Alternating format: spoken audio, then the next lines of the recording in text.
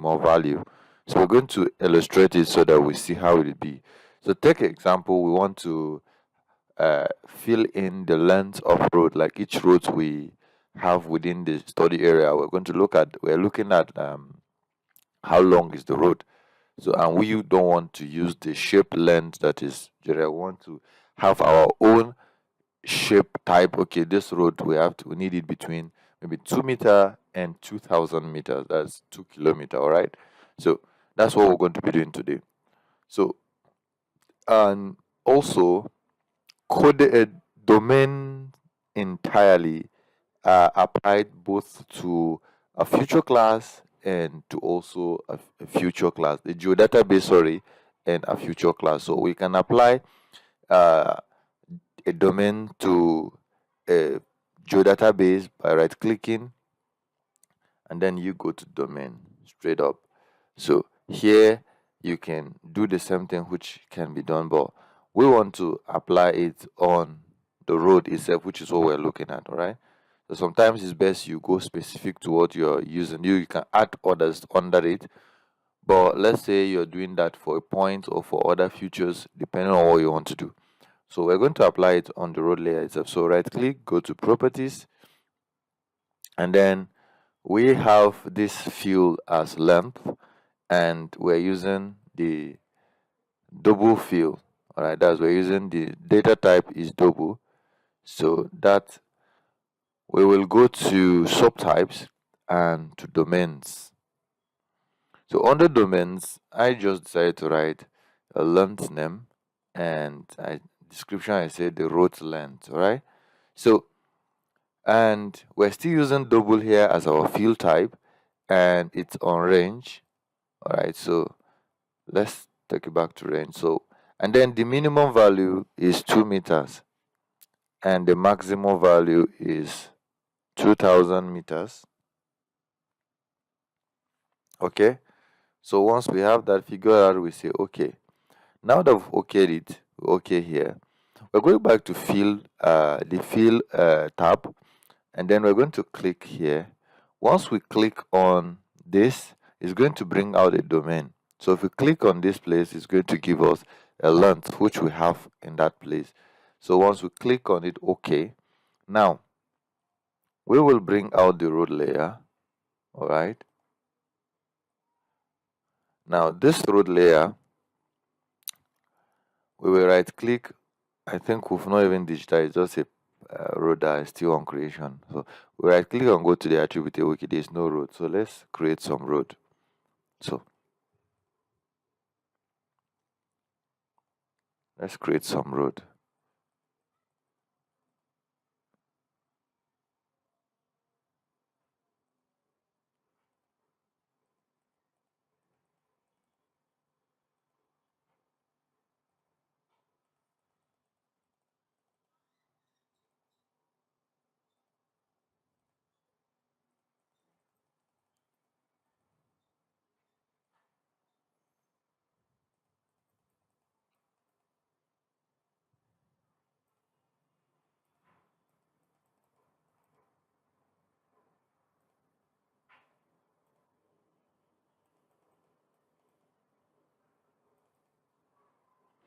So now we have this attribute here of all of this. Now, if I click here now and I type in 2, which is within the length, I type in 22, is still within.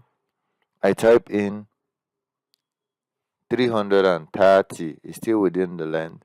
Now let's say I type in even 2,000,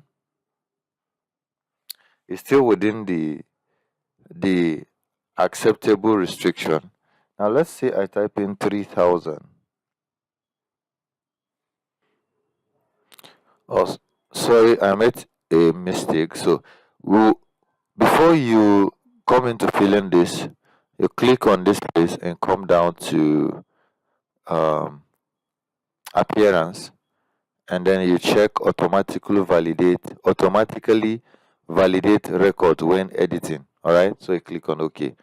Now if I impute 3,000 and I remove my hand, is it 3,000? I think, let's put, sorry.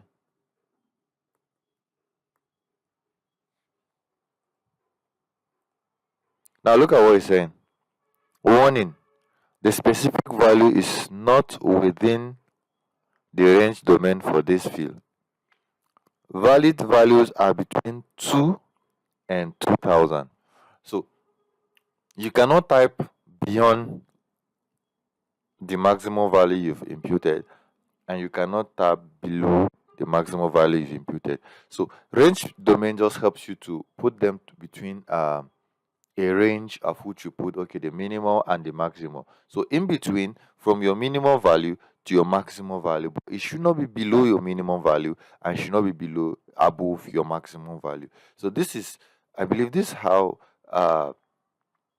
maximum range domain is applied, and then you can think of any form of application to which you apply this in your GIS work. So I believe this little days we've spent on the concept of domains and shape subtypes have sharpened your eyes. So we'll be doing more in depth in the ArcGIS Pro in the coming days, because ArcGIS Pro has also a vast knowledge of giving the practical knowledge for this type.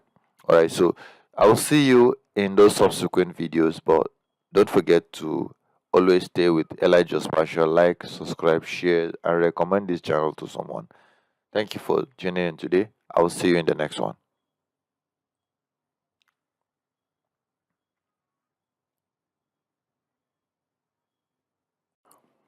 So from the last class, we looked at the lecture on subtypes and domains. We've looked at it as subtypes being a set of features that share some or same attributes. Each of these subtypes is defined to provide other fields with the correct attribute information.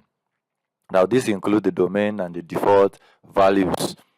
Now, subtypes are most useful in situations in which the attributes in your data are linked to other attributes.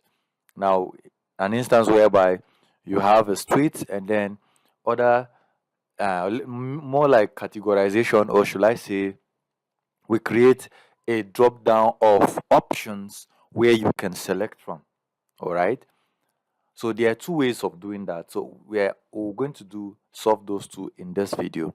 All right, so let's get into ArcGIS, because I think it will be more clearer when we perform that. So the first one is, let's say you have transportation, for example, and you can put all of those other ones under what do they call, under future data set, or you can categorize them under subtypes, which we will go on to trying that. So let's assume we want to create a road network for ABU. So we'll come down to this future class, no, the geodatabase. Then we'll go to new and future class. So we're going to have just road. Okay. Now road is a line future. So we go next. ABU is in Kaduna and Kaduna is in zone 32. So we go next. Now here we will have, let's use subtypes to generalize this. Then here we're going to choose short integer. Okay. Then we'll click finished. We'll remove this. We go back here, and then this time around we'll right click on this and go to properties, and then we go to subtypes. Then we select this. Now under here we could list all the types of road that are found in ABU. which I know we have main road or major road. So I'm just going to say RD, all right? We have minor road,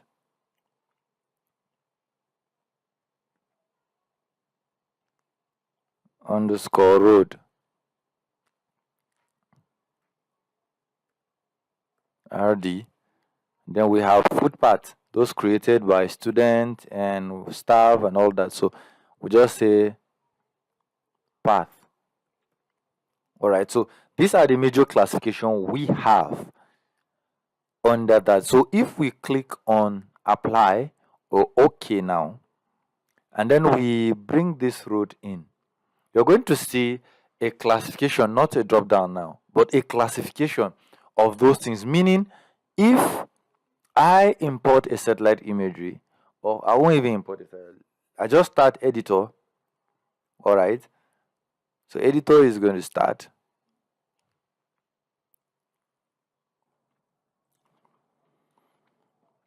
Now, when you come to this create future, you're going to have it named as main road, minor road, footpath. So whichever you want to digitize, you click and then you come and digitize. So if you digitize this like this and you stop it, this will be recorded as a main road. If you click on this and you digitize, you end, this will be recorded as minor road. If you do same here, this will be recorded as footpath. Now this saves you creating multiple shape files instead of just creating one and subtypes them. All right, so it's kind of enables you to do that. So this is the first example. Now the second example, let's stop this. All right, the second example is a case whereby you have buildings. So these are basically academic buildings, and we want to create a subtypes. So let's right click on the academic and go to attribute table. On the attribute table, I'm just going to create a new field. I'm going to name it purpose. What purpose? Though I know, this is a case whereby, let's say you have all the buildings together, like academic and all that. So I'm just going to put it as short integer, and I'm going to OK. Let me leave this as double. Let me leave it as double, and then I'm going to click OK. All right. So now I'm coming into this academic. Right click, go to properties. So I'm going to go to the field type to be sure this is there. So the purpose is there and it's double. You can change this data type anywhere. All right, so you can change it anytime. Oh, sorry, I don't think so. So let's leave it at double. But basically, let's go to subtypes. Oh, my bad. So let's go back. My bad, I made a mistake. So let's correct that mistake. So we're going to delete this. We'll recreate the field. So new field, add field, and we name it purpose.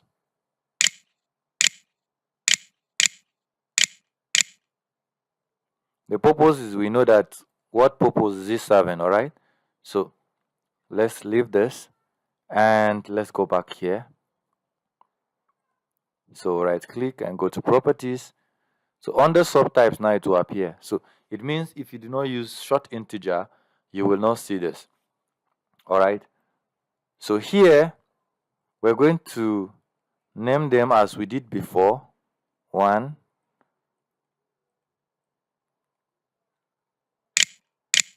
academy. 2,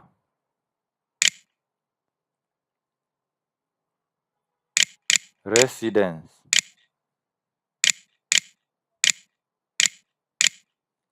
3,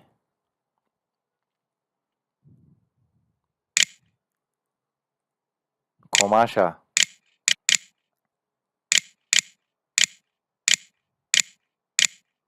4, multi-purpose. This just fly my head, not as if I have anything planned. It just fly my head. Multi-purpose. Oh, sorry. Multi-purpose. All right. So let's say we have this, and then we just click on OK. All right. So now, right click and come back to attribute table. So we navigate to the purpose side, and then we start our editor.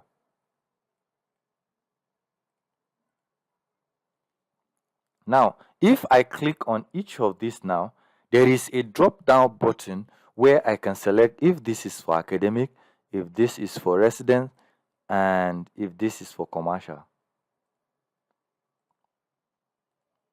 Are you getting it?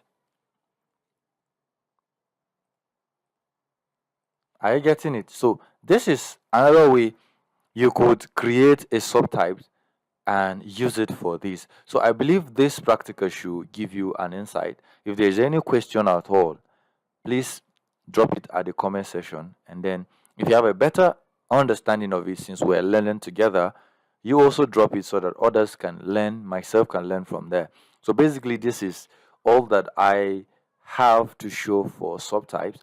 I'll see in the next video where we'll practicalize that of domains, and domains will have 2 more video because we're going to do that of range domain and coded domain. So stay tuned, and don't forget to subscribe, like, share, and recommend this channel to someone. I will see you in the next video.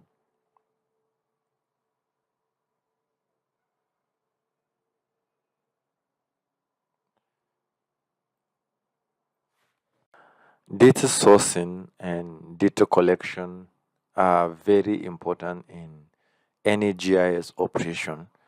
So finding where to get this data or what to aid you not going to start from scratch or not taking much of your time becomes very paramount.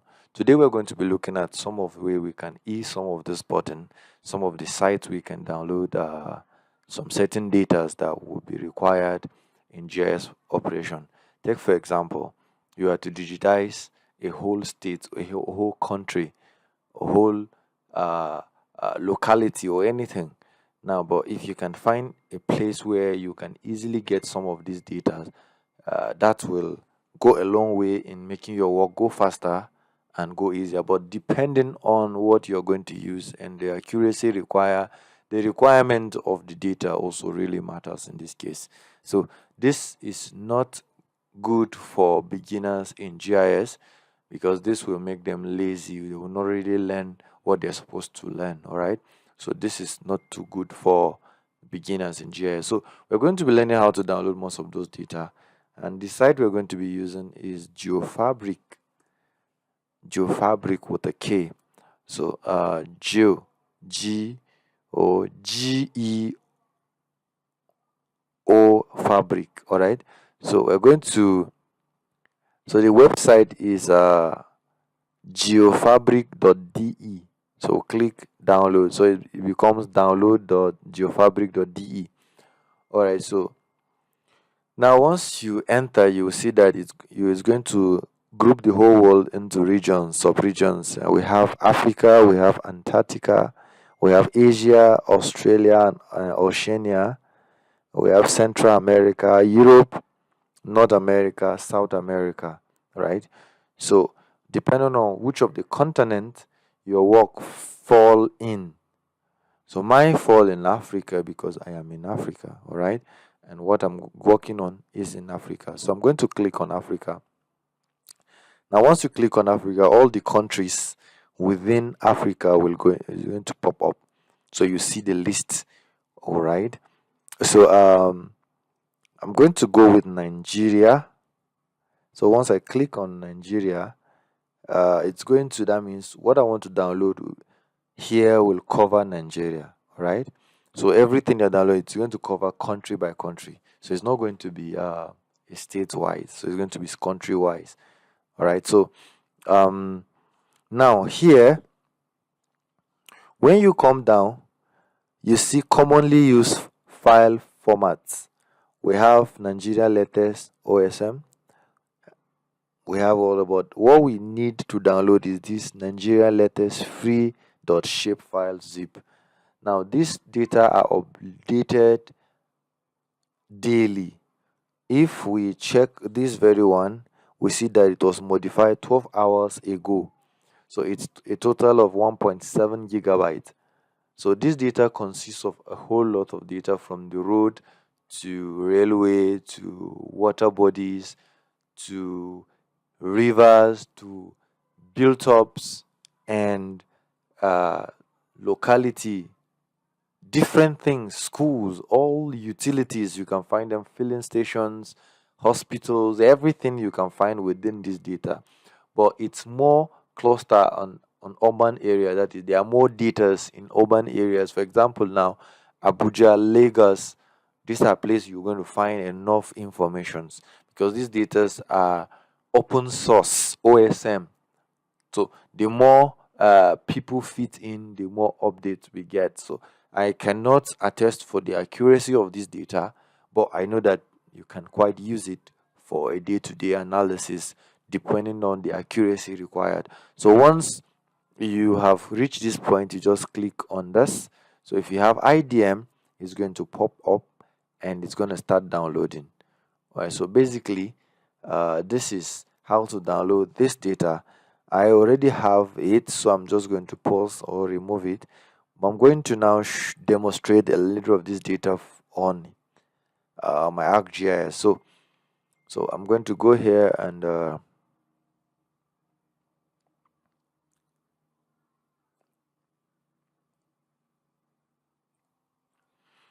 so I'm going to, this is it, Nigerian letters free shape file. So I double click on it. Now these are the data available. We have buildings 1 and 2. Now some of the one cover a part of Nigeria, the 2 cover the other part of Nigeria. All right, so let me add and see. Though it's quite heavy, but let's see.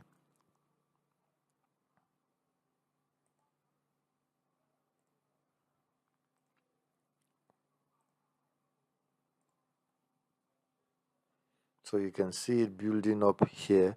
So you see it's popping up, it's heavy, so it's popping up on so you see it's popping up. So, and I believe you are seeing that. So it's heavy, so I didn't want to make my system go slow, but you can see that it's building up here small.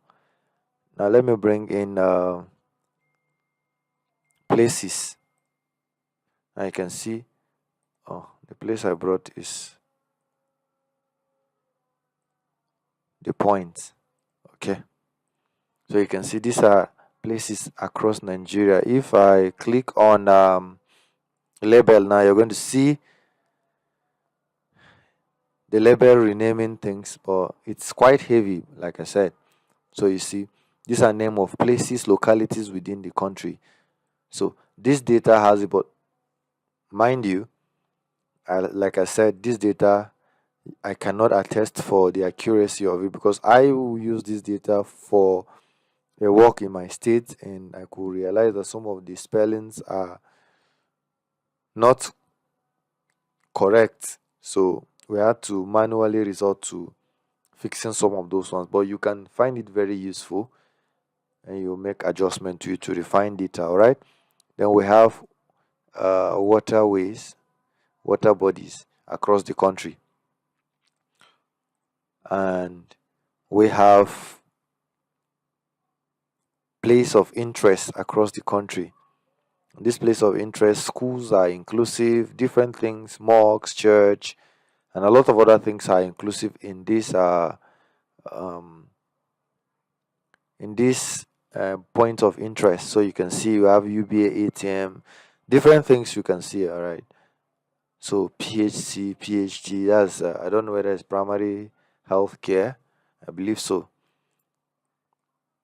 So you will see different things within this data. So this data have proved over and over to be very useful to me in aiding me to do some of the things that I will have easily have to digitize. These are the railway that are available in the country right now. And then finally we have the road networks. So this is the road network available in Nigeria. This may not correspond with maybe the image you are using or whatever, but this will help you in one way or the other to fast forward what you are doing. All right, so this is all I want to share today. So I believe I will be sharing more of this thing as I come across them. So thank you for watching, and I will see you in the next video. This remains Elite Geospatial.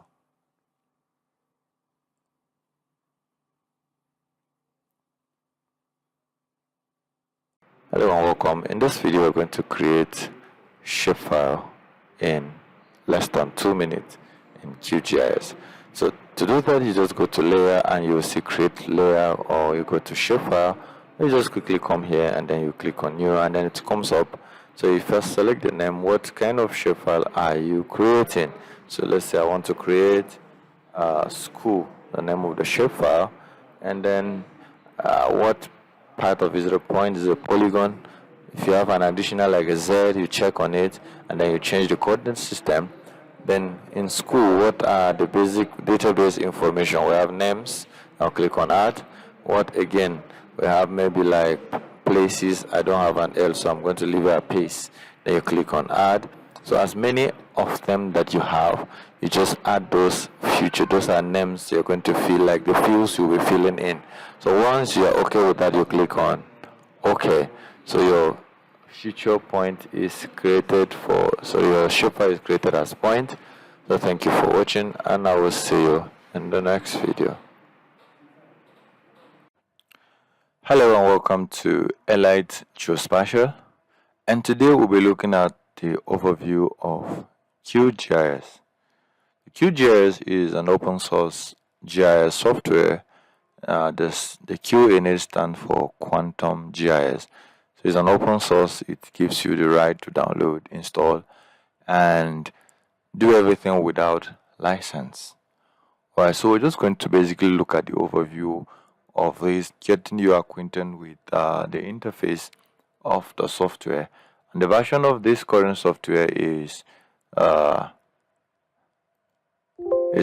3.4.0, 3.4 T.9. That's the current version that I'm using right now, right? So anytime you're looking for anything of such, you want to look at the API documentation, Python API documentation, the plugins and all of that, you go to help, which you're seeing here. And then I had already closed down most of everything so that we will bring them out together. Now I will be starting up with, what if you want to bring out your toolbar, because you're supposed to have plenty tools here, so I've off all of them. So you just basically come to view, and then you come down here, you see toolbar. These are all the various toolbar that are available on QGIS. So anyone you bring, if you bring out the raster tool, is going to come out. So you see the raster tools here. If I go back and bring out the level 2, it will come out. So those are the tools that are coming up now. Now that is how you can bring out your tool, and you can also take them away by coming to uncheck this, and it will go. Okay, so this will help you organize your workspace based on your liking and how you want it to be, so that it doesn't overcrowd anywhere and all of that. So the tools you need, you bring them. The ones you don't need, you remove them. Okay, so next we want to do the panels, various panels. We have like the browser. Now here is where all the browser stuff are. Now we have the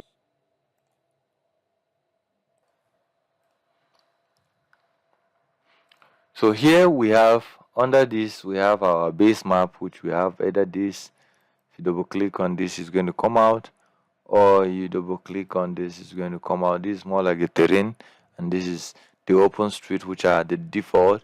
If you can also double click on any of these, and they will all come out, you know. So we have the vector tiles, we have the scene, so they're all available under uh the browser tabs or the browser panel. Now if we go under the panel again, we have a browser called just normal browser. So we have it, this is browser 1 and this browser 2. They are basic the same thing.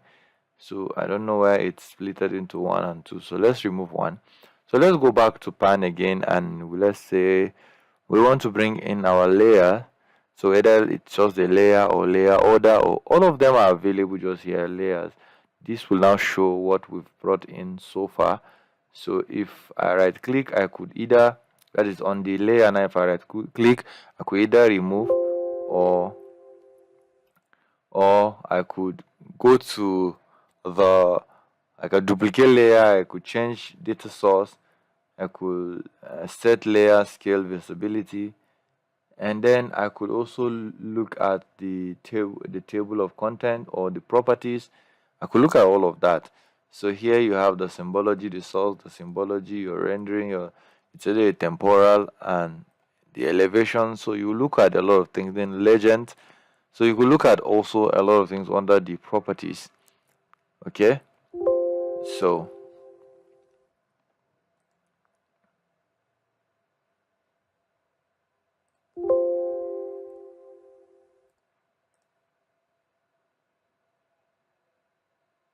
let's get them removed so that we could continue.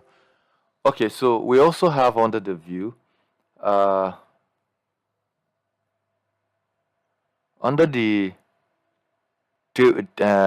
toolbox, we have the project and all those other tools. Like I said, anything you're looking for, you just come down here and bring it up. So the tool will appear here. All right. So another thing is, you want to add anything to favorite, you just right click and click on add directory, and then you select the folder and you add it to favorite. It's gonna be there for you. So under project, you want to create a new project, you want to create it from a create a new from template. If you have a template, you want to open the project, if it's a previous project you want to open, you open recent or open from either a geo package or a progress or oracle. You could do that. You could also save, you could save as, save to, and then their properties you can import and export. You can new print layout, new report, all of that you can do them under here. Even the models you can do with the layout. You want to create a layout for whatever you want to do, you can do that from the project. The edit tab is where you can select. You have select by polygon, select by freehand, select by radius, select by value, select by expression, select all layers, select features from current active layer. So all of that can be done under the edit tab, and then you can also paste feature as a new layer, a vector layer, and then you have text annotation, form annotation, HTML annotation, SVG annotation. So under the view tab, we also have the 3D maps. You go to create a new 3D maps, and then you pan, you zoom in, zoom out, summarize, all of those things. You just need to check them through and see what are available on each. So the layer, now you can create a new layout under which you will be able to create shape files, create a geo package and all of that. Then also new GPX, something from all of these GPS coordinates or from the GPS. That's why there is a GPX and all of that. So you can get that directly done here. And you can also georeference from the layer under this georeferencer. That will help you to georeference and all of that. Then the settings is where you looked at the interface customization, and then options to look at. Okay, what I want. So you see, these are all the things you have. I don't know if you are going to. This is what will help you to save them on a default. Also, I don't know. So if use as default, I think so. Use from layer. So if you use it as a default, anytime you bring anything here, that becomes the default coordinate system. This very one you just set now, but I think it's best to use the other one. So anything you set here will become like the default and all of that. So the plugins now, under the tool from here we have the plugin tabs, the toolbar. Yeah, we have the pan, not the. Oh, it's on the toolbar. We have the plugin toolbox.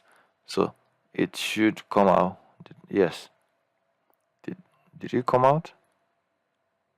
Yes, the plugin toolbox. I've removed it. So now under the plugin you have where you manage and install plugins. If you know QGIS very well, it's basically more of plugin base. You can download as many plugins to do virtually everything you want to do, because it allows community to build in their own plugins and all of that. So you can go to manage, and then it's connecting them to fetch repository and gives you all the plugins that you can see as many plugins.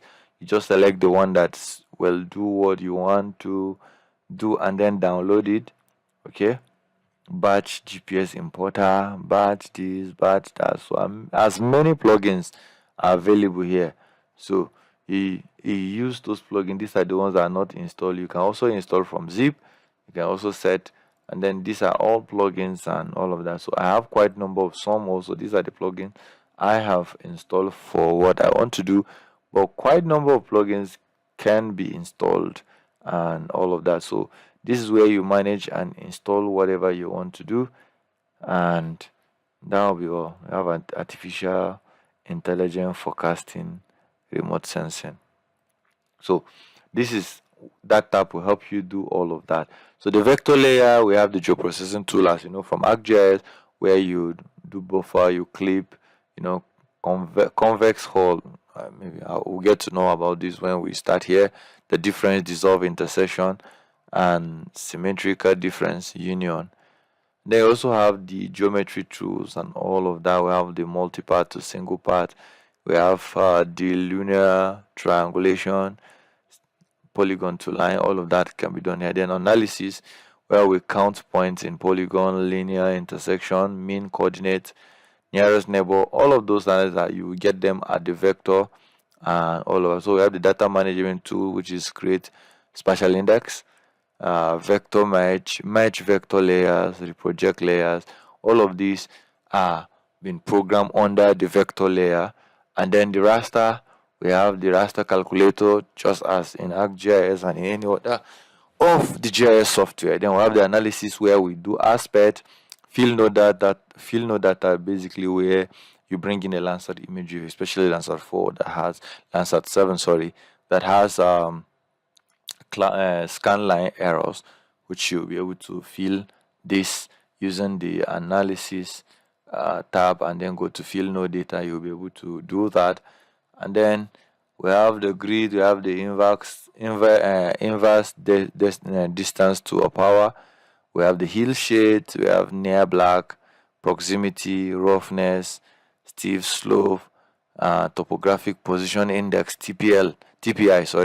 Then we have terrain ruggedness index. So once you click on this, basically you'll be able to bring in the raster and you do all of that. So basically this all analysis can be done under the raster tab. Then we have the projection, you assign projection, you extract projection, and then the miscellaneous, you build virtual raster information, build overview, conversion, we have PCT to RGB, and then we have polygonize raster to vector, rasterize vector to raster, RGB to PCT,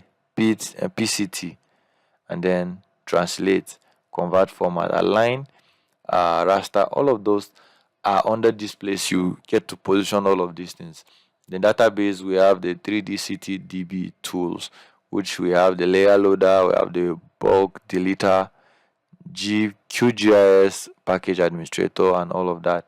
Then the web is when you like those plugins I saw you from here. You can see some of them here. We have the meta search, we have the QGIS to 3GIS. This is for when you want to make it a 3D. And then we have the quick map services, which is also a plugin that I installed. Then the mesh, we have mesh calculator. Then ArcGIS, we have the useful link and all of that. Under processing, we have the toolbox. If you click on this toolbox, you see basically all the tools that are available. We have the vector analysis. We have the vector creation. All of those tools that are needed in QGIS are all found under the processing tools and in toolbox. Then we have the model designer history, basically like goes through history of things that have been done on this system. You can see most of what I've used QGIS to do are basically filling of Landsat. This is the last 7 days filling of Landsat 7 data. And then the help, which also begin when is where you check all of these things. You want to know about these people, the developers of this software. They're all found here. What's new? All the versions that are available, providers, developers, contributors, and then donors, translators that's been translated to all of these, then donors, then license, and all of that. So basically, this is the entire interface of the software. It's more like it's an open source, but more like ArcGIS Pro, whereby everything is in one. In ArcGIS Pro, we have the 3D scene, we have the 2D, all of them are combined into one. So it's the same thing here. So all of these are part and parcel of what you will be able to use QGIS to do. Is actually, especially for those who wants to, it's either an NGO individual who want to use a software without having to worry about license. This is a free go-to for you to go on.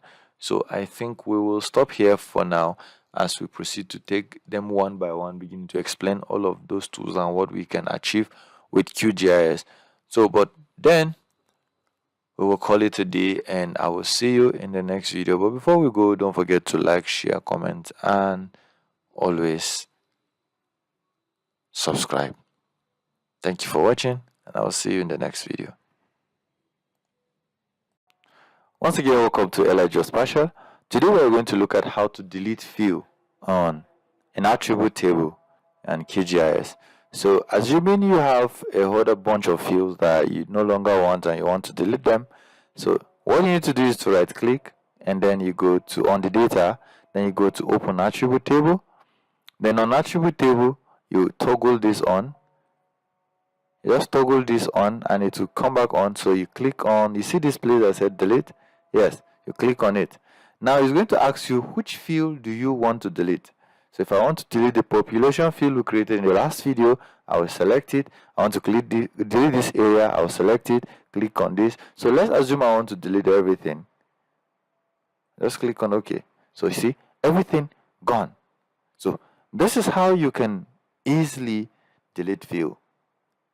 And that's it for today. Thank you for watching, and I will see you in the next video. Hello and welcome back to Elite Geospatial, and today we are going to be handling domains and subtypes.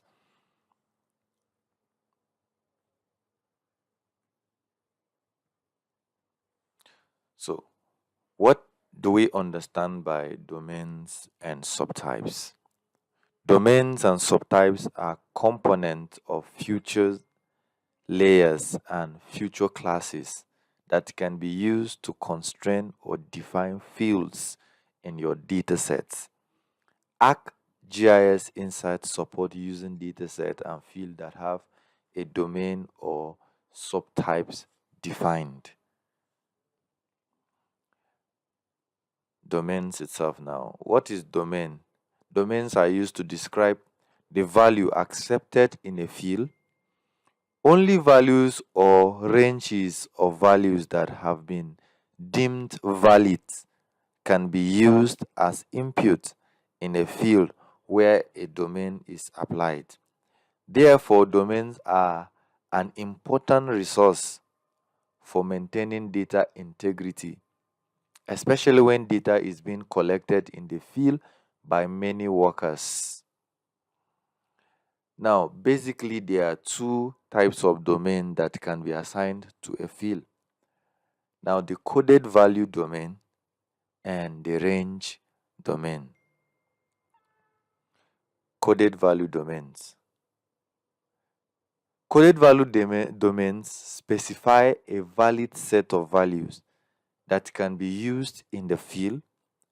A coded value domain consists of codes that will be saved in the dataset and user-friendly description that can correspond to each code.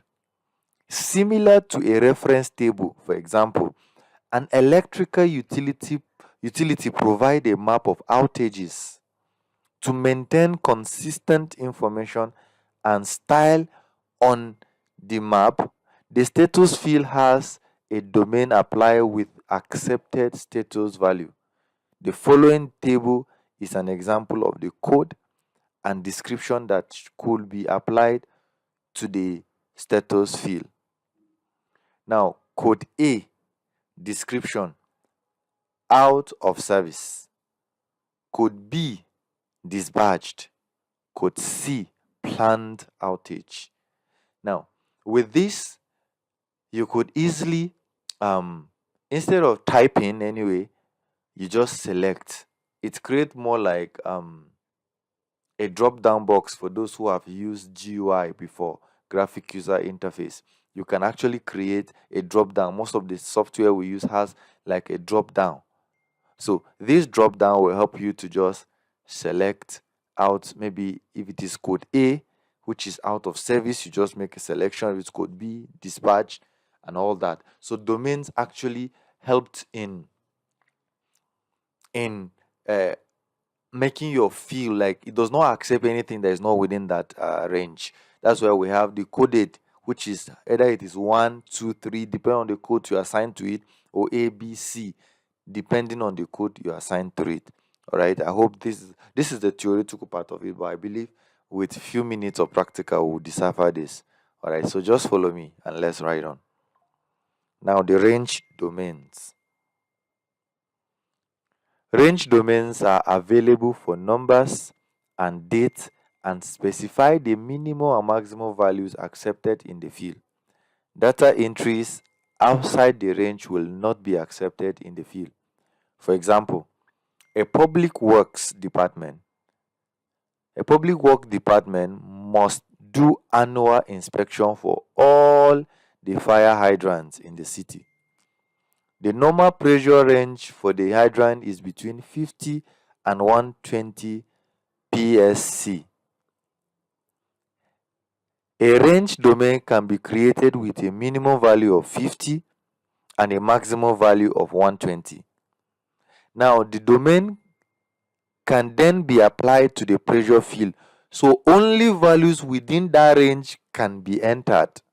Any value outside 50 and 120 can't be entered. It's more like a constraint. If you read from the very paragraph, it's a constraint we apply to data.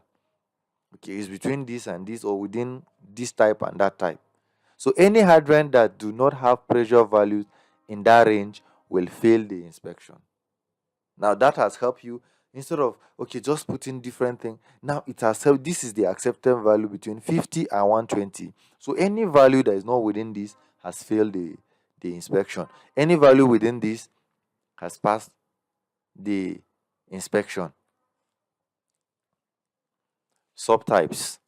Now we established from introduction that the domain and the subtypes are components that are interchangeably but very important to each other. So what is now this subtypes itself? Subtypes are a set of features that share the same attributes. Each subtype is defined to provide other fields with the correct attribute information, including domain and default values. Subtypes are most useful in situations in which the attributes in your data are linked to other attributes. For example, street subtypes could include residential, arterial, and highway. Each of these subtypes could also have an associated default speed limit. So basically, subtypes are like you're trying to more like a categorization. You try to like categorize it such that okay, roads now we have major roads, minor road, highway, artillery, residential, and all that. Now on the resident in the on the streets subtypes now we have residential, artillery, and highway. So basically, these two uh, things helps us to understand more of our data in ArcGIS. Now, the ArcGIS desktop has a way of performing it, while the ArcGIS Pro has another way of performing it. So we will look at the two of them practically so that I believe you understand more from what we just did, the theoretical aspect. But let's look at the case study we have here. A database table with city on water pipes has a type field that accepts two subtypes. Two subtypes. Now, don't forget when we say subtype, we categorize things under it. Now, these two subtypes are main and service pipe. Each subtype defines a set of rules for the material field and the diameter. The status field has a separate domain that is not linked to either subtype. So this is a case study, but we may not use this very specific case study for our practical. I will use a more realistic and related terms to geomatics geomatics, so that it will, because when we talk of electrical appliance, these are more terms that we may not really see its applicability in geomatics. So I'm going to use a more realistic, but basically this is an example of how subtypes and domain can be applied. Now, I just wanted to have an insight of where you understand this theory, not that we just learn the software without the shiri behind them. All right. So, this is just a little thing I put together. This is from the S3 site. This is a reference that I picked from them. This article is in their website.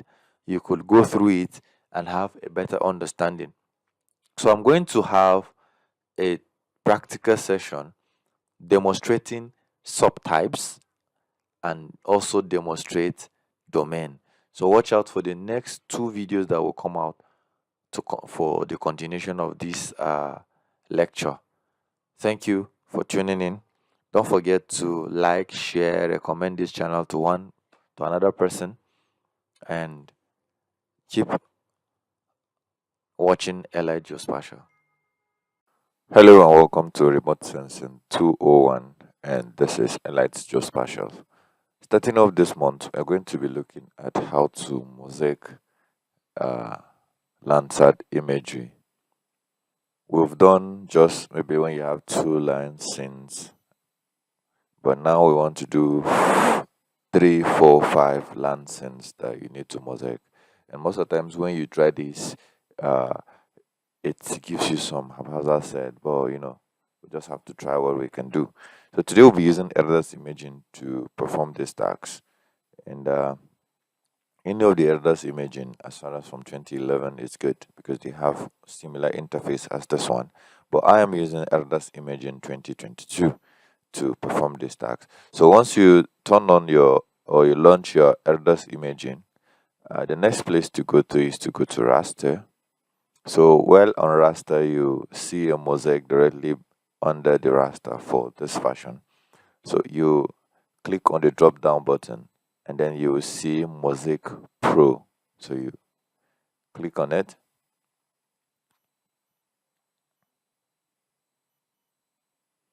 So it's like another software inside the ArcGIS. So it will launch out like this.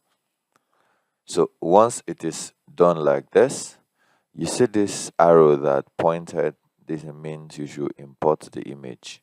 So I'll click on it and I will navigate to the folder containing my data. So I'm going to enter this data set and this layer stack. So I have 1, 2, 3, 4, 5. This is the study area I'm trying to work on covers these 5 Landsat scenes. So I need to mosaic it to in order to be able to come out with my extent. So I'll just highlight all of them and click OK. Now they are in here. So what you need to do is under this visible, you're going to click on all of this. Going to click on all of this, and you're going to click on this. So it's going to display raster.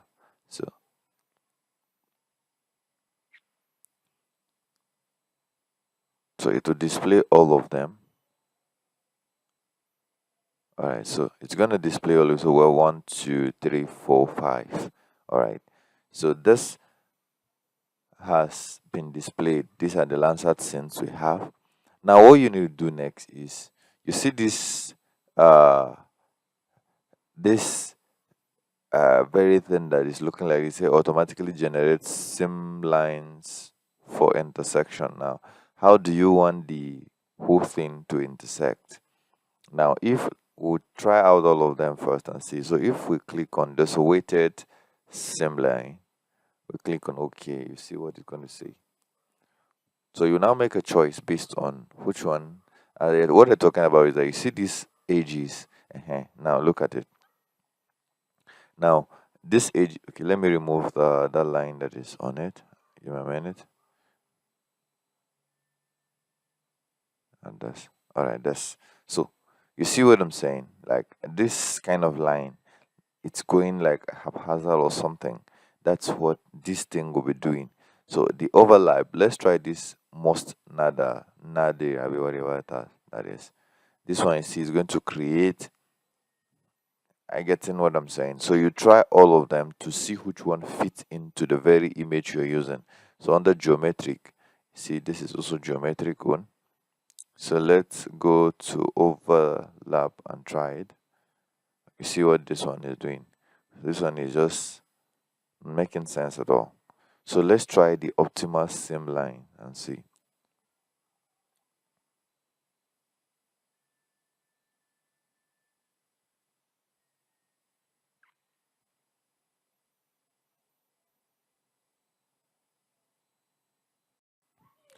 So basically sometimes this optimal uh, option used to delay, so I don't know, maybe we'll just go ahead and process it so that we could see only the final output. All right, so if I see, if I click, it's not delaying. But so if that's the case, once it gives us chance, we'll go ahead and process it so that we just see the final result. All right.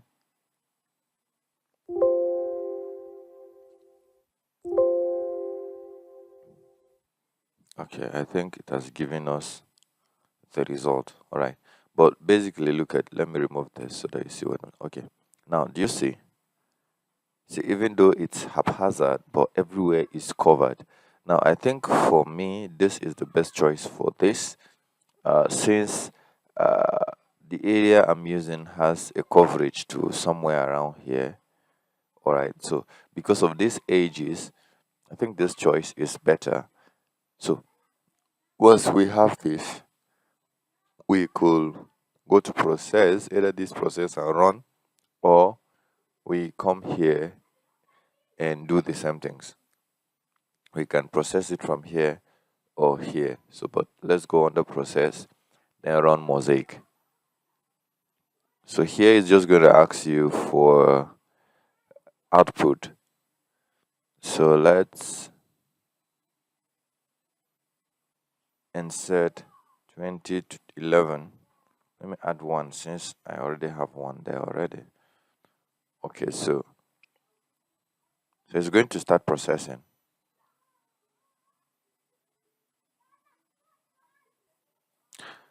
I'll be back when the process finishes. All right, so it's at 5%. So I'll be back when the process finishes.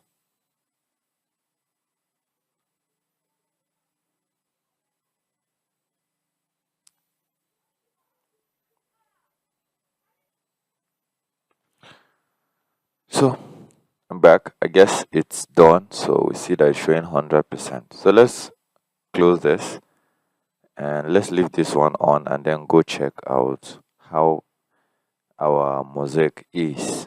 All right.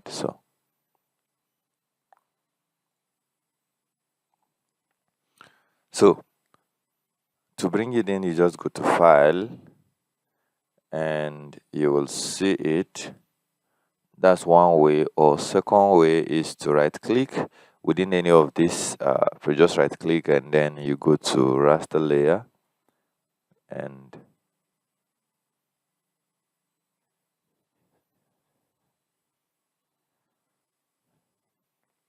then you import it. So where did we keep it? Test, data set, and this. Oh my god, my battery.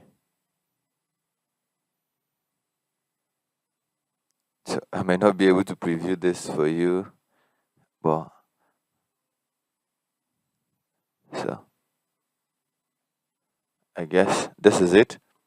And thank you for watching this video. Let me hurry up to stop it before my battery finish. Thank you for watching this video. I'll see you in the next one. Welcome back to Elite Geospatial.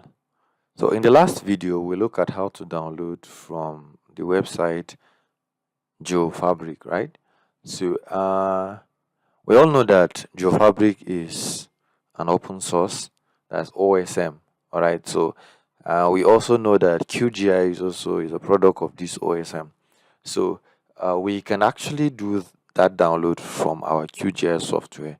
So I just wanted to show you that. All right. So before you will be able to do that, first and foremost, you'll go to your plugins and under manage and install plugins. Why is there version data? Or let's wait for it a little bit.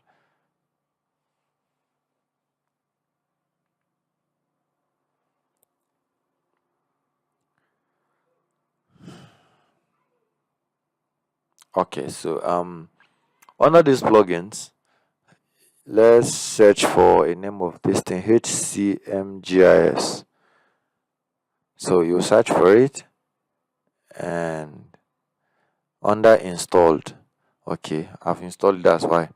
So you see, if it was not installed, if you come under install, you see it. But since I've installed it, it's here.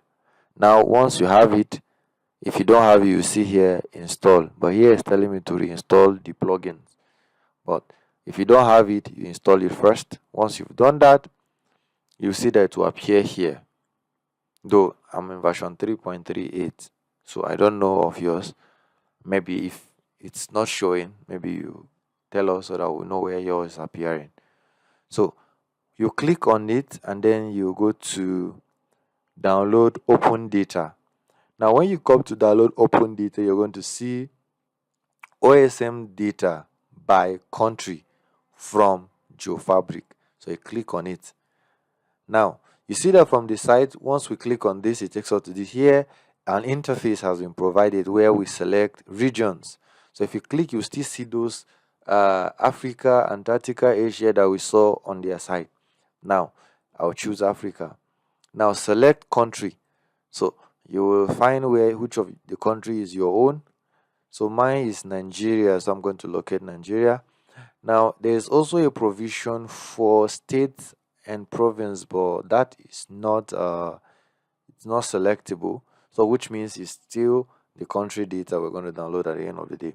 So once you've seen that, the next thing is to select where you want this data saved. So we navigate to where we are comfortable to save this data, and then we say yes, select folder. Now once you've done that, all that is left is for you to apply. So it's telling me estimated shapefile size is a 1841.25 MB. Downloading may take some time.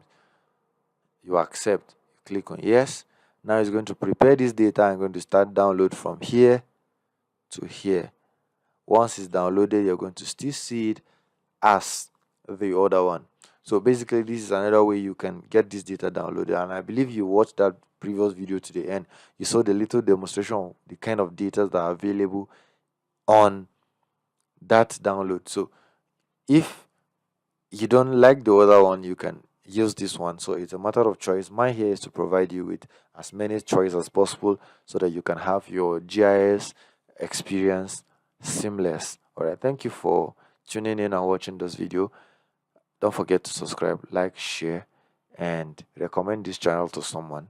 I will see you in the next video. From here now, bye bye. Hello and welcome to Elite Geospatial. Today we're going to be looking at how to create parcel fabric. Alright, so to create parcel fabric, you need to have a folder created. So I'm going to be using Abuja as a folder. And then you need to create a file geodatabase. So you right click on the folder you are using, and then you go down to new and we go to file geodatabase. Alright, so we will rename this into, let's say, Abuja as well, and then we okay. So assuming that this is going to be our records of land parcels in the whole of FTT. It's an assumption anyway. I'm not saying that's what we need. So the next we're going to do is to right click and we go to new. Then we create a future data set. So the future data set now will be parcels, right? Isn't it? It will be parcel, right? So, and we'll click next. So Abuja is in zone 232. So since it's within just the Abuja, we'll just use zone 32 and we move on. All right. So we have that created. Now, the next is to right click on the parcel and go back to new, and then you go to parcel fabric here down here. So it's going to be Abuja parcel. You can use underscore or you can leave them as a joint entity, parcel fabric. So you can put underscore in between them, but you cannot put space. All right. So you click next. Now they're asking you, do you have a specific, do you need to specify a configuration keyword? Let's say you have a keyword you want to do, so you just say this option use the default storage parameter for the new parcel fabric. This one you're allowed to specify your own. So I'm going to go with this one for now, but when there is a need for us to use the other options, I'll make a video for it. All right, so let's go next. Do you need to define a fabric information model? Now I'm just going to use, since I don't have any parcel this for now, I'm going to use no or through, then I'm going to finish. So this is using default data, like default settings, as how Esri has made it to be. So there's no personalized. The other one is when you will be using, like, maybe based on your organization, your state, your nation, what are those things that the configurations they've agreed for theirs. That's when we use the second one. All right, so for now we're only using the first one. So the last thing we're going to do for this video before we call it a day is you right click, and then you see you can check information here. You can import another parcel into this. All right, and you can check the parcel fabric. You can basically do a lot of things within here. All right, so you see it has created a fabric in a line, polygon, point, table. So from here, all this other information will be keyed in when we start working on them. All right, so basically this is how you create parcel fabrics on ArcGIS desktop. So before we go further to name more on what this path of shadow and rest, we will also recreate this